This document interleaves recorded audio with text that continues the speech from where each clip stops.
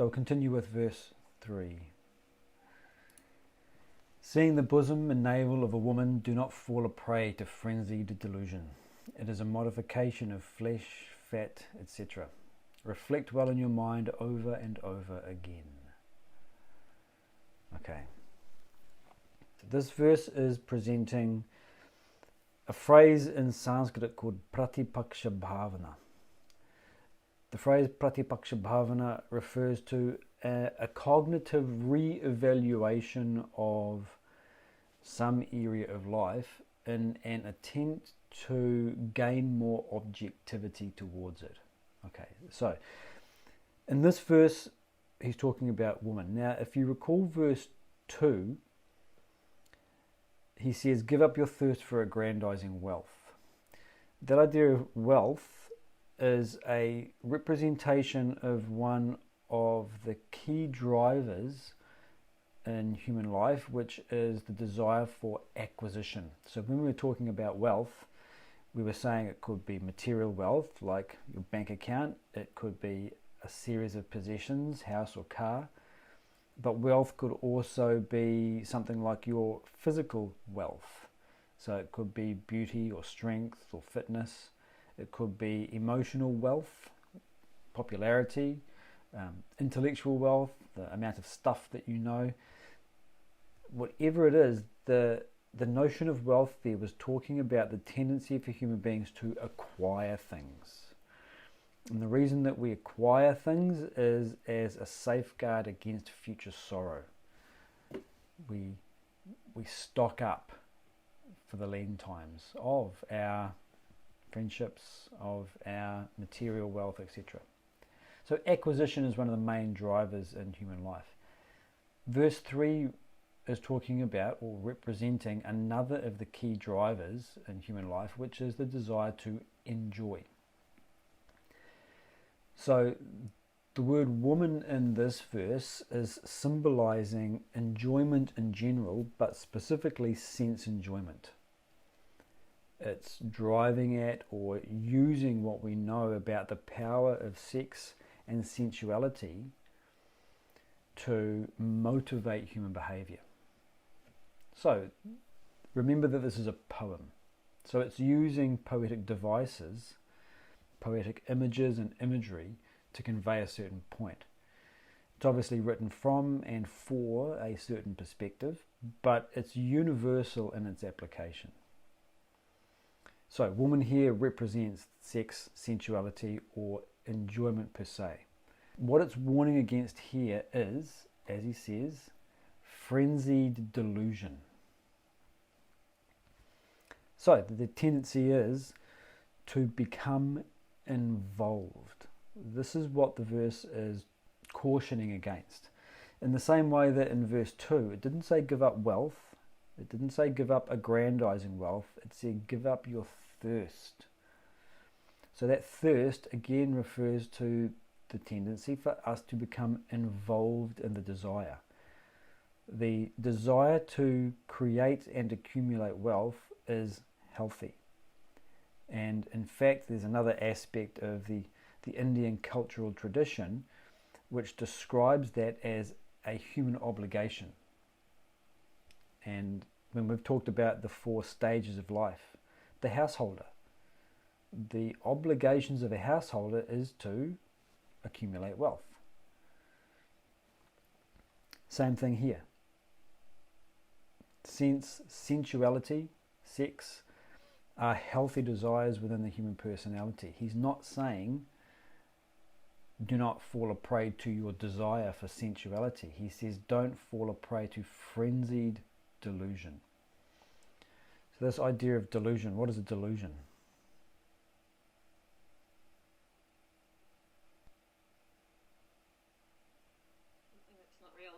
Something that's not real. Yep, it's not seeing things as they are. So this idea of a frenzied delusion is talking about that lack of objectivity. So we've gone through this distinction between objectivity and involvement at other times, so I won't go into too much detail here.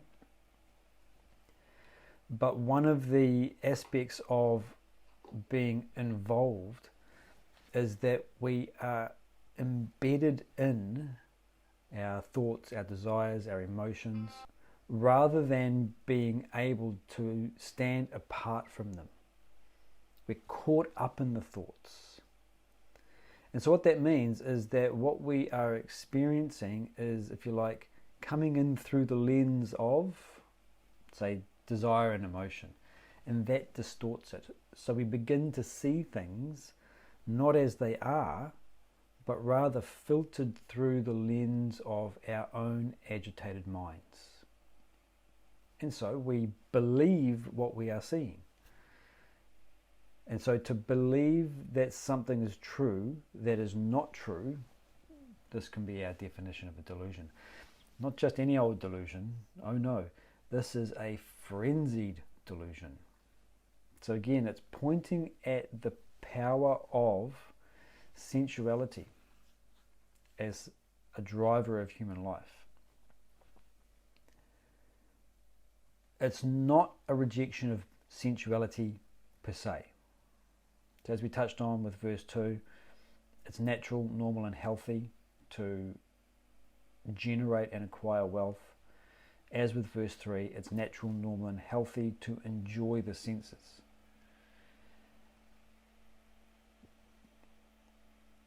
This verse can be used by the ego, or perhaps a better way to put it to say is that this verse can be misused by the ego as a rejection of sensuality.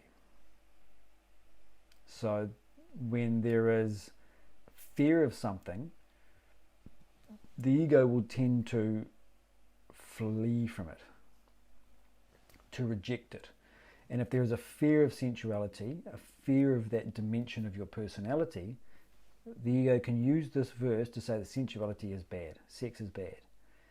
And the history of religion and spirituality is littered with individuals and groups who have suppressed their normal, natural, healthy desires because there is a combination of some egoistic relationship with that aspect of life, justified by a half-baked, half-digested understanding of a spiritual or a scriptural text. And in fact, we were saying earlier on that there's another part of the Indian tradition that makes the acquisition of wealth your obligation.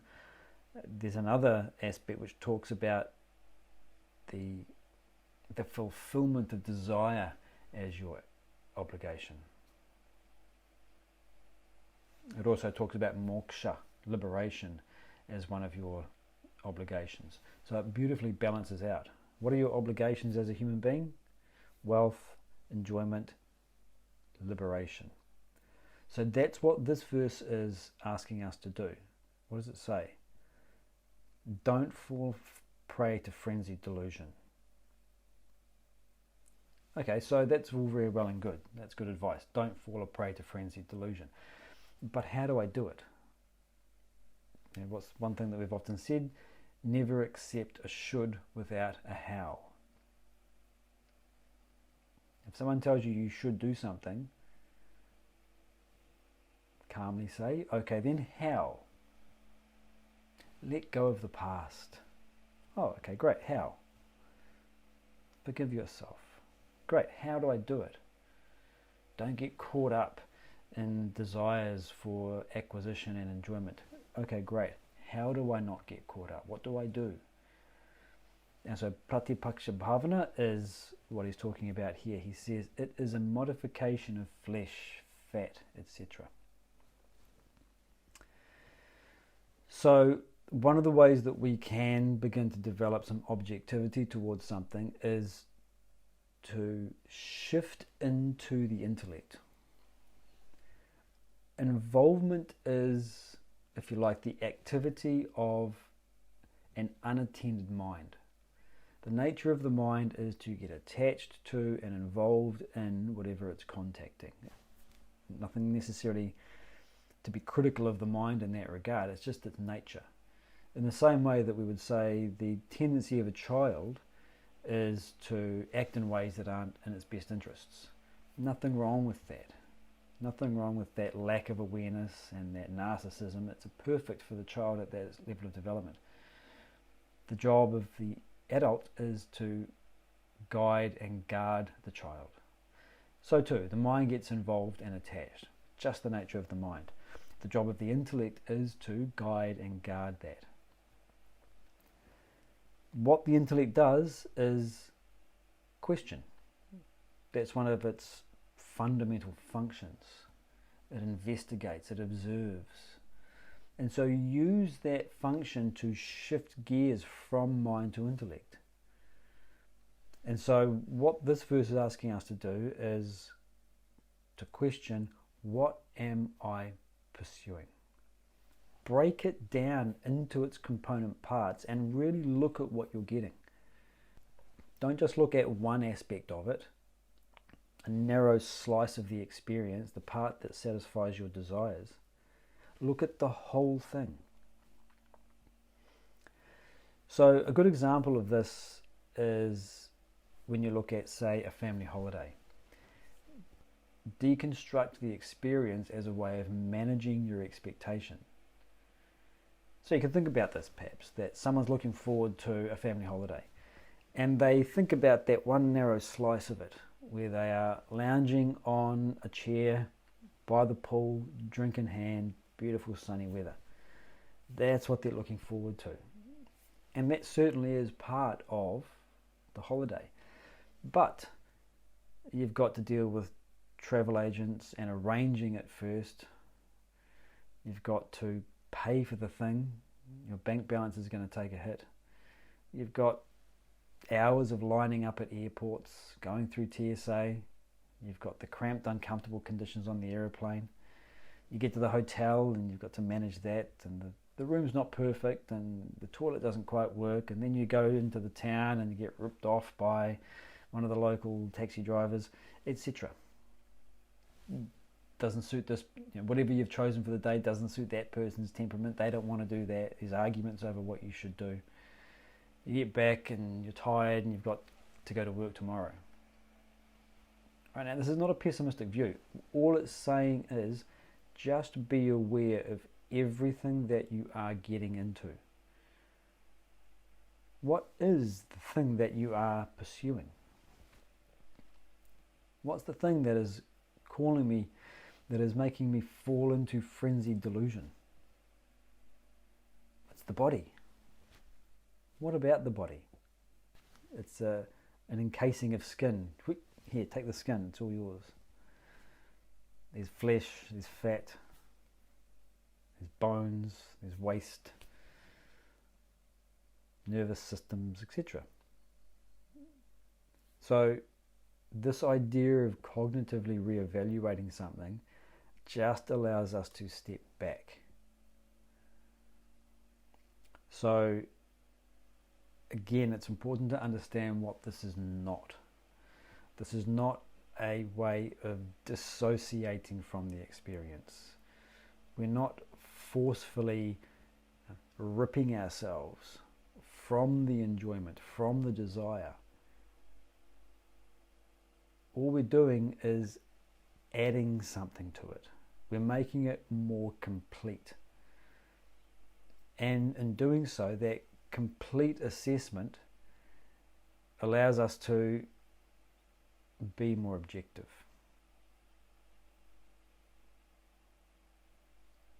So the example that I've given here in terms of not dissociating from something is laughing along with a child's game. So you have a young child and she's invited you to play some game with her, which is to her enthralling, fun, exciting. She does something or says something in the game and laughs, and you laugh along with her. Now, it's not that you've necessarily found that 6-year-old joke particularly funny, but your laughter is genuine. You're with her, even though at the same time you are occupying a place that she has no access to. She has no access to your mature adult perspective, but you have access to hers. You're not faking it, it's real, but at the same time you're not caught up in it. You're not disconnected from the child's game. So what I was touching on earlier on, this idea of using this kind of verse as a way of denying or running away from desire because there is some fear associated with it. This is spiritual bypassing. This whole relationship and sex thing, it's so gross, so materialistic. I really want to spend my attention on much higher pursuits. It's just a modification of flesh, fat and feces. That's all it really is. It's this rice sack. And so I reject the whole notion of relationships. Why? Well, because there is some anxiety, some fear, some trepidation around contacting that part of my personality. Rather than working through that ego, I just bypass it and go straight to, I'm giving up sex. I'm giving up relationships. That doesn't deal with the underlying desire. It doesn't deal with the underlying fear. And so what you've got is a desire for something and at the same time a fear of it, and that tendency to have your foot on both the accelerator and the brake, it's troubling, it's disconcerting. I can bypass the whole thing just by using this verse. So this is again a misuse of the knowledge.